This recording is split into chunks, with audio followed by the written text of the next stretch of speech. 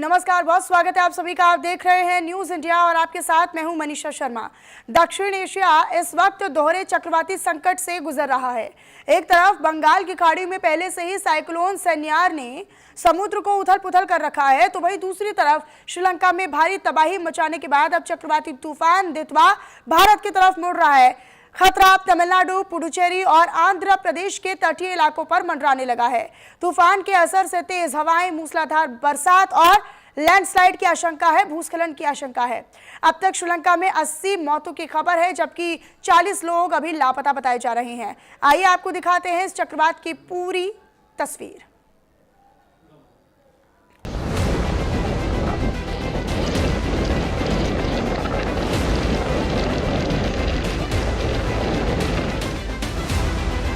बंगाल की खाड़ी में बना साइक्लोन दितवा पूरी रफ्तार में है। श्रीलंका में तूफान ने सबसे ज्यादा तबाही मचाई है।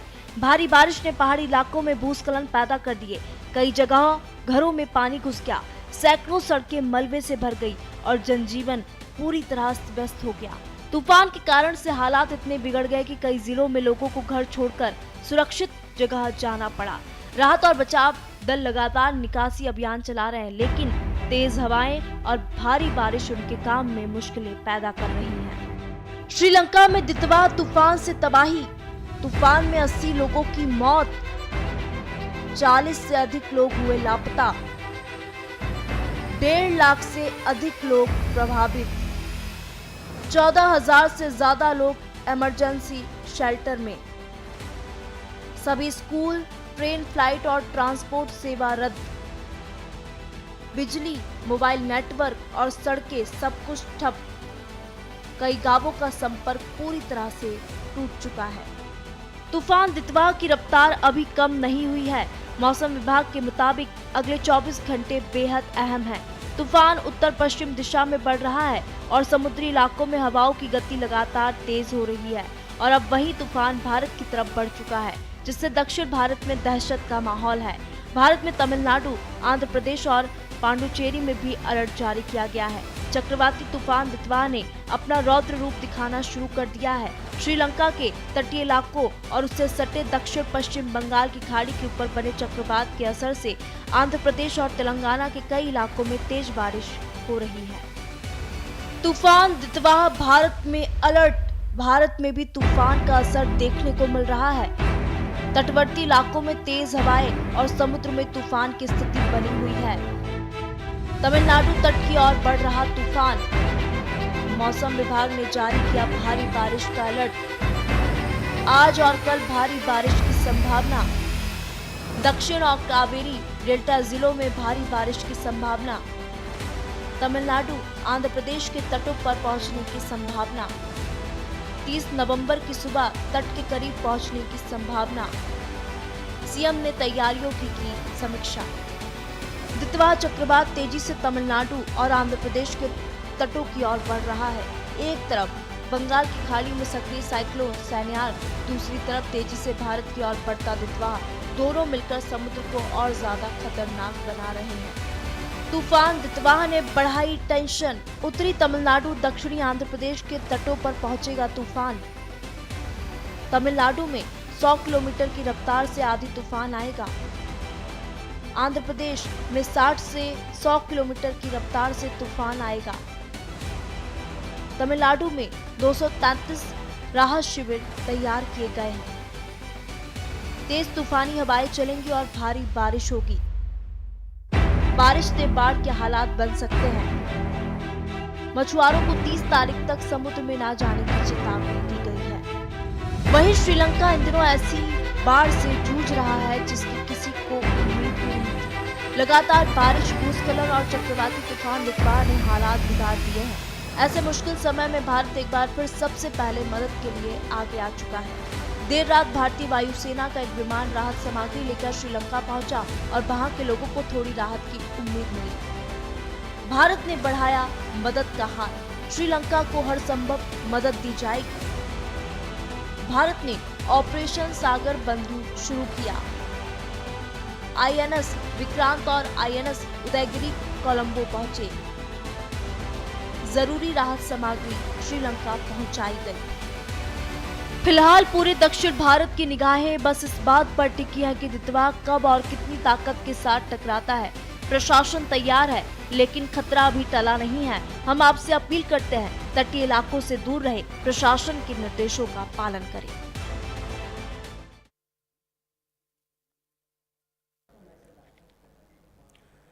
और इसी पर हम करेंगे चर्चा। हमारे साथ कुछ खास मेहमान जुड़ रहे हैं, आप सभी का तारुफ उनसे करवा देती हूँ। सूर्य प्रकाश कपूर जी मौसम वैज्ञानिक के तौर पर हमारे साथ जुड़े हुए हैं। प्रोफेसर विभूति राय जी भू वैज्ञानिक के तौर पर हमारे साथ जुड़े हुए हैं। आप दोनों का मैं बहुत स्वागत करती हूँ न्यूज़ इंडिया के इस मंच पर। और शुरुआत मैं सूर्य प्रकाश कपूर जी आपके साथ कर लेती हूँ। ये लगातार मौसम में जो बदलाव हो रहा है, अभी तक ये पूरा खतरा और ये पूरी तबाही जो थी वो श्रीलंका तक थी, लेकिन अब भारत की तरफ बढ़ रही है। किन किन राज्यों को अलर्ट रहने की जरूरत है? वो तो आपने बता ही दिया कि तमिलनाडु और आंध्र प्रदेश को अलर्ट रहने की जरूरत है।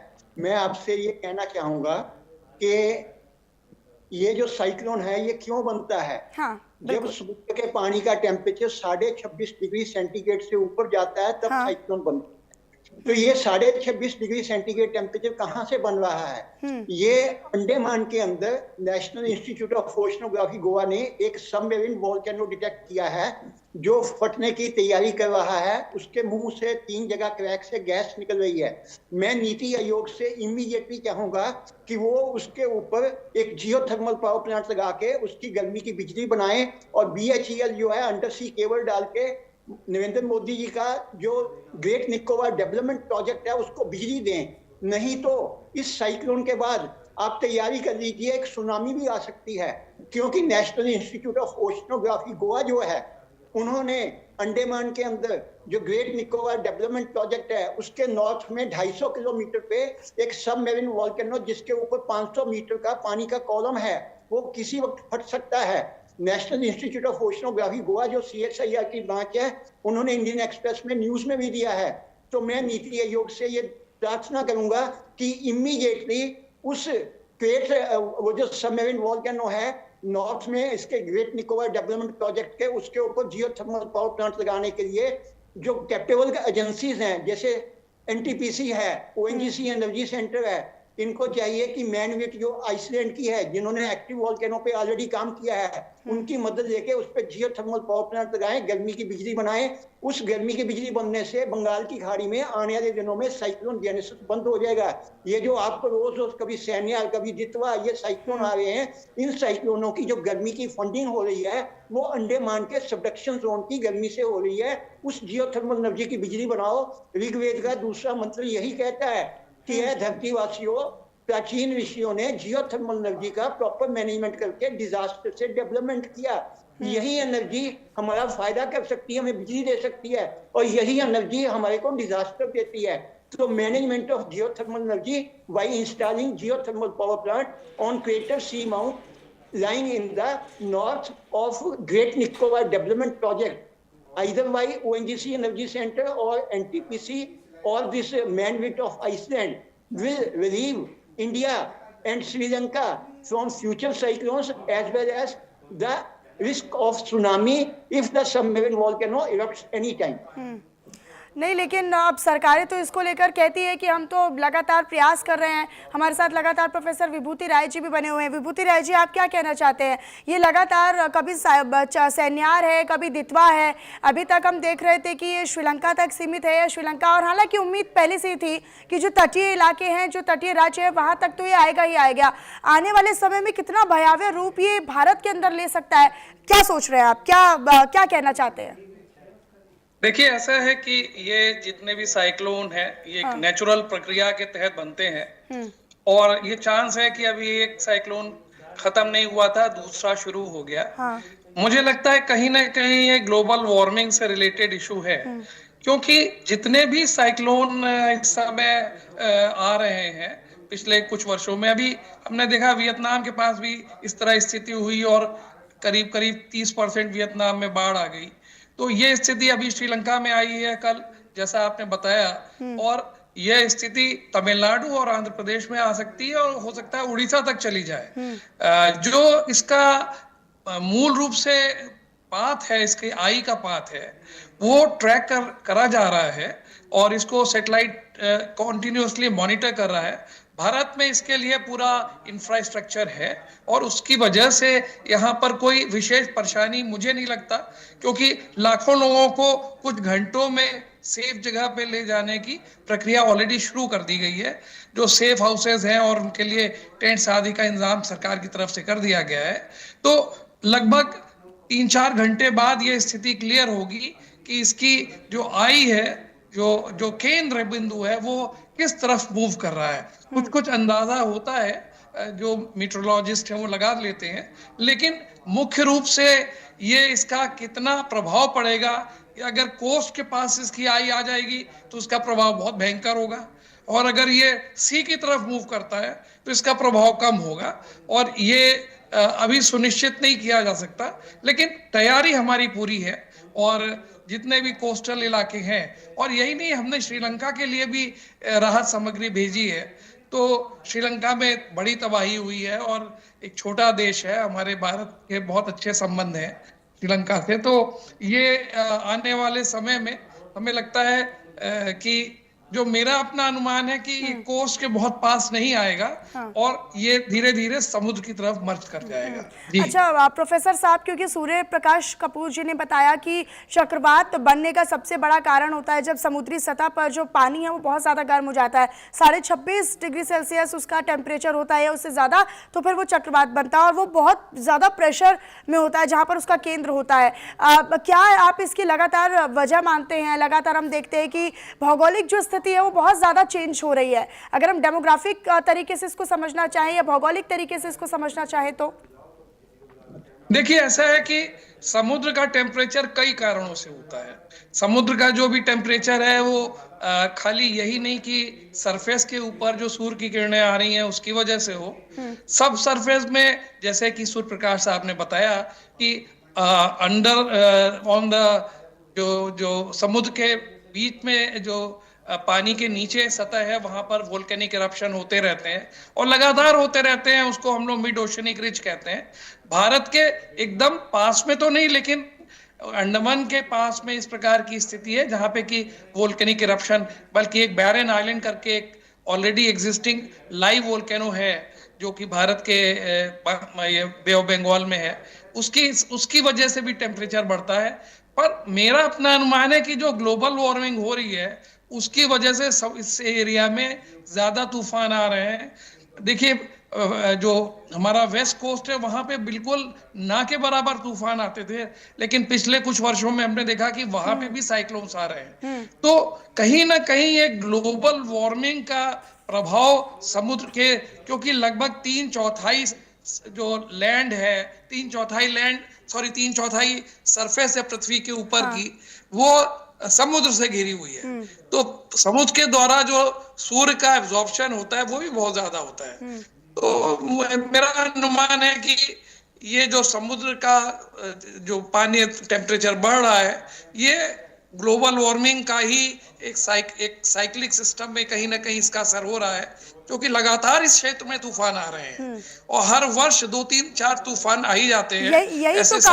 यही तो कारण हम समझना चाहते हैं सूर्य प्रकाश जी, यही कारण तो हम समझना चाहते हैं कि जहां पर 4 से 5 साल पहले तक बहुत कम, अगर हम रेयर ऑफ द रेयरेस्ट कहें तो साइक्लोन या चक्रवाती तूफान बना करते थे, लेकिन अब वो तेजी के साथ उन एरियाज में बन रहे हैं। इसके पीछे की वजह क्या केवल ग्लोबल वार्मिंग या वॉल्केनोज है या फिर कोई और वजह भी आप समझ रहे हैं? सूर्य प्रकाश जी बोलिए। हाँ, देखिए, जो आप ग्लोबल वार्मिंग की बात कर रहे हैं, मैं उसके आता हूँ। इंडोनेशिया के बगल में एक Indo Pacific warm water pool है जो पूरे विश्व के साइक्लोन्स को जनरेट करता है। वो जो ग्लोबल वार्मिंग की वजह से जो Indo Pacific warm water pool है उसका जो एरिया है वो बढ़ गया है और वो बढ़ते बढ़ते अंडमान सी तक पहुंच गया है। इसलिए बे ऑफ बंगाल के अंदर जहां साल में एक साइक्लोन पैदा होता था, अब 3-3, 4-4 पैदा हो रहे हैं। अब नरेंद्र मोदी जी ने श्रीलंका को तो राहत दे दी। जितने पैसे इन्होंने राहत पे खर्चे हैं, मैं नरेंद्र मोदी जी को सलाह दूंगा कि Indo Pacific warm water pool में, जो वार्म वाटर पूल है उसमें सारा साल टेम्परेचर 28 डिग्री सेंटीग्रेड से ऊपर रहता है, उसमें ओटेक प्लांट लगाए जाएं, ocean thermal energy conversion plant, OTEC plant लगाए जाएं, ocean thermal energy desalination plant. तो उससे क्या होगा कि उस गर्मी की बिजली बनेगी, उस गर्मी से साफ पानी बनेगा, वो पपुआ न्यू गिनिया और इंडोनेशिया को दिया जाएगा। उससे Indo Pacific warm water pool की गर्मी कम हो जाएगी। Indo Pacific warm water pool की जो डायमेंशंस बढ़ के बे ऑफ बंगाल तक आ गई हैं, ये वापस से कॉन्ट्रैक्ट हो जाएंगी, तो बे ऑफ बंगाल कंपेरेटिवली ठंडी हो जाएगी। और जो वियतनाम फिलीपींस में साइक्लोन जा रहे हैं, उनको भी Indo Pacific warm water pool पैदा करता है। पैसिफिक ओशन के अंदर विश्व के 60% साइक्लोन बनते हैं और वो सारे के सारे Indo Pacific warm water pool से बनते हैं। Indo Pacific warm water pool को steam engine of the world कहा जाता है। तो अगर नरेंद्र मोदी जी के पास पैसे हैं श्रीलंका की हेल्प करने के लिए, तो थोड़ा हिम्मत दिखाएं, Indo Pacific warm water pool के ऊपर ओटेक प्लांट लगाएं, उसकी गर्मी की बिजली बनाएं। Again from disaster to development, Veda यही कहता है, जियोथर्मल एनर्जी को मैनेज करना आसान है। वहां Indo Pacific warm water pool में नरेंद्र मोदी हीरो बन जाएंगे।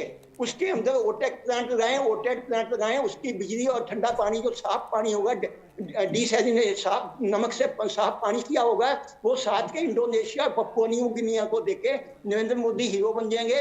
Indo Pacific warm water pool ठंडा हो जाएगा, Indo Pacific warm water pool की डायमेंशंस कम हो जाएंगी। जो वो बे ऑफ बंगाल तक आ गया है, अरब सागर तक आ गया है, इंडियन ओशन में श्रीलंका तक आ गया, वो वापस कॉन्ट्रैक्ट कर जाएगा।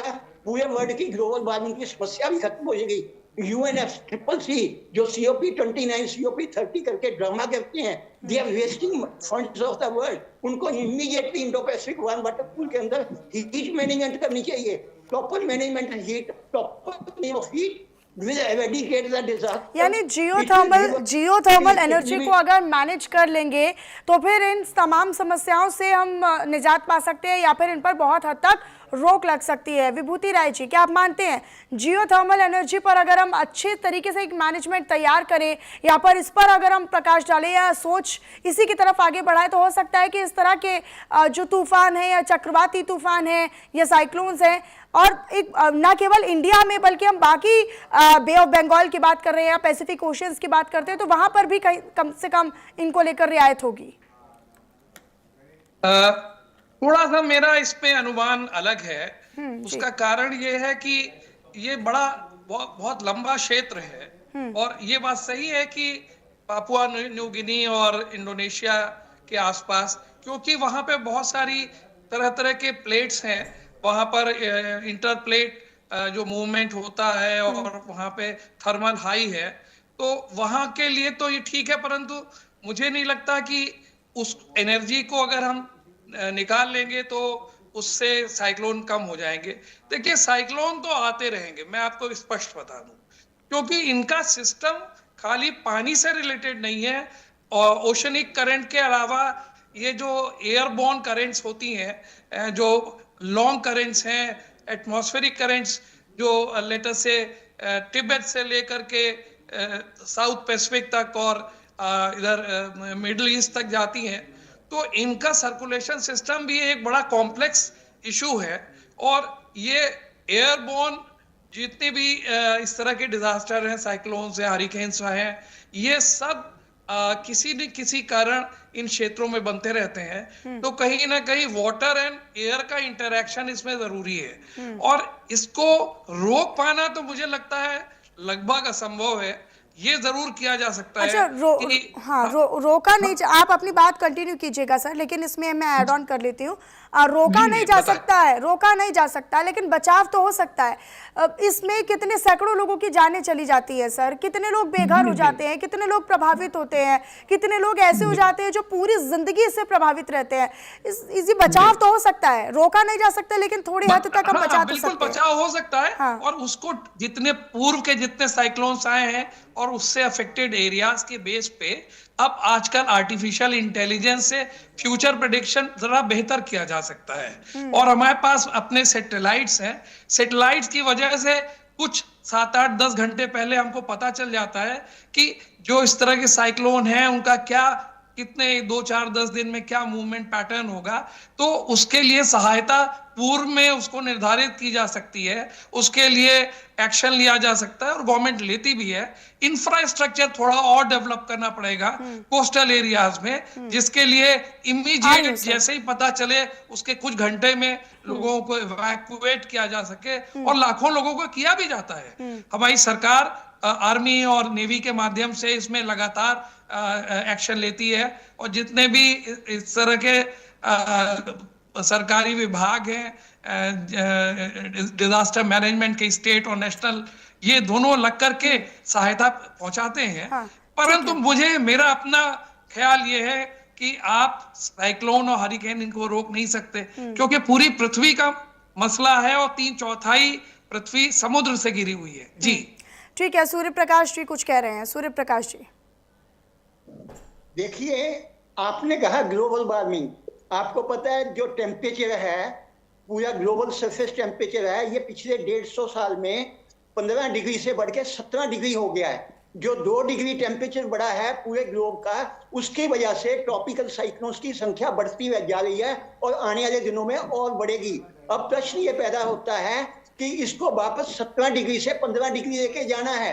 उसके लिए मैंने आपको सीधा रास्ता बताया है कि UNFCCC, world meteorological organization WMO, और जितने भी कंट्रीज हैं जो COP29 या COP30 में शिरकत करते हैं, ये अपने पैसे बर्बाद ना करें। ये Indo Pacific warm water pool जो है उसमें ओटेक प्लांट लगाएं, ओटेड प्लांट लगाएं, इस गर्मी की बिजली बनाएं, इस गर्मी से साफ पानी लोगों को दें, तो इससे क्या होगा, टेम्परेचर 17 डिग्री से वापस 15 डिग्री चल जाएगा, तो ग्लोबल वार्मिंग खत्म हो जाएगी।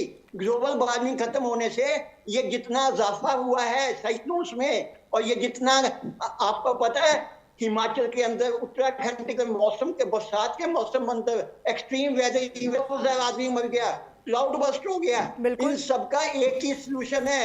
ऋग्वेद का दूसरा मंत्र जो है चिल्ला चिल्ला के कहता है, जियोथर्मल एनर्जी जो है Indo Pacific warm water pool में ओटेक प्लांट लगा के उसकी गर्मी जो है 17 डिग्री से वापस 15 डिग्री जाएगी, लोगों को बिजली मिलेगी, लोगों को साफ पानी मिलेगा। जियोथर्मल एनर्जी को हम रिड्यूस करेंगे, उससे टेम्परेचर वापस 17 डिग्री से 15 डिग्री चल जाएगा।